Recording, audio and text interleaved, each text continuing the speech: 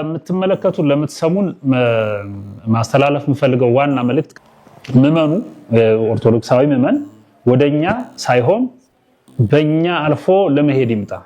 እንደዚያ ነው ቤተክርስቲያን ስትመጡ ወደ መላከ ምሕረት ሳይሆን በመላከ ምሕረት በኩል ልትደርሱ የምትችሉበት መድኃኔዓለም እንዳለ በማመን ነው።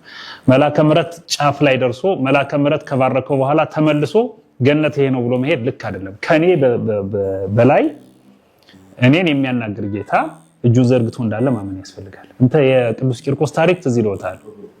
ወደ ፈላው ውሃ ውስጥ ሄዶ ሲገባ አይፈራም ነበር። የማይፈራው የፈላውን የሚፍለቀለቀውን ውሃ ብቻ ሳይሆን ቂርቆስ የሚያየው በፈላው ውሃ ውስጥ የተዘረጉ ሊያወጡት የሚችሉ የተዘረጉ የአባቱን እጅ ያይ ነበር። ሄዷል እኮ የመድኃኔዓለም እጅ የፈላው ውሃ ላይ ነበር። እጁን እያየ ነው። በእጁ ላይ ሊያርፍ ነው ሄደው። ያረፈም ክርስቶስ እጅ ላይ ነው። ለዚያ ነው ውሃው ያልበላው። ቅዱስ ገብርኤልም ያወጣው ማለት ነው። ስለዚያው ምዕመኑ በቀጥታ መምጣት ያለበት ወደ ቤተክርስቲያን ሲመጣ ለቄስ ገሌ ለአባ ገሌ ሲልም አይደለም፣ አባ ገሌ ቄስ ገሌን ብሎም አይደለም።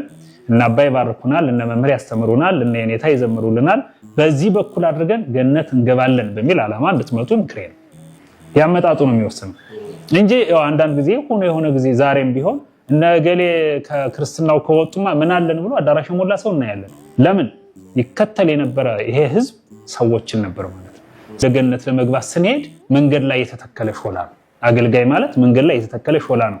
ማረፊያም ምግብም መጠለያም ሊሆን ይችላል። አለፍ ብለን ምንሄድ ግን ሌላ መዳረሻ አለ። እኛ መንገድ ላይ የምንቀርብበት ሰባኪ፣ መንገድ ላይ የምንቀርብበት ቄስ፣ መርጌታ፣ ሌላም በየደረጃው ሊቀ ጳጳስም ይሁን ፓትሪያርክም ይሁን መንገድ ላይ የምንቀርብበት ሆኖ ከቀረ የዚህ አገልጋይ አስፈላጊነት ምንም አይደለም። ባይኖር ነው የሚሻለው። ተከታዩም ቢሆን ማለፍ አለበት። ይለፍ፣ ከፓትሪያርኩ እየተባረከ ይለፍ ወደ ገነት፣ ከጳጳሱም ከዲያቆኑም የሚያገኘውን አገልግሎት እያገኘ ይለፍ።